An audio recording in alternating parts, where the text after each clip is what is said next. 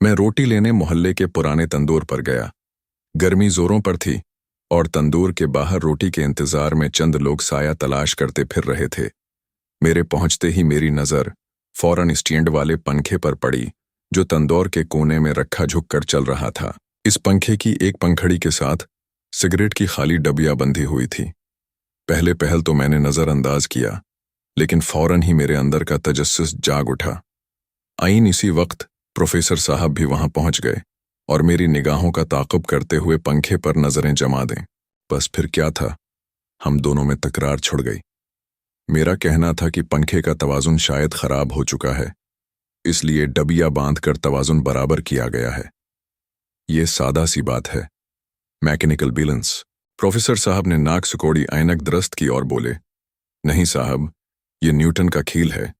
ये डबिया परों की गर्दिशी हरकत को रद्द अमली कुव्वत फराहम करने के लिए बांधी गई है ताकि हवा की रफ्तार में तसलसल कायम रहे। मैंने कहा, प्रोफेसर साहब, ये कोई रॉकेट साइंस नहीं। पंखे की आरपीएम कम या ज्यादा हो, डबिया का कोई लेना देना नहीं।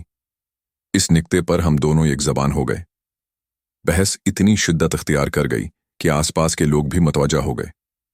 इसी दौरान तंदौर वाला, जो अब तक चुपचाप रोटियां लगा रहा था, अचानक बोला, साहब, अगर इजाजत हो तो मैं भी अपनी राय दे दूं। हम दोनों ने एक साथ चौंक कर कहा, कहो।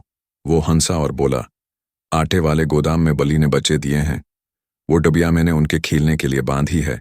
फिर मुस्कुराकर बोला, हर बात पर न्यूटन बनने की कोशिश ना किया करें जनाब, और खुद ही हंसने लगा।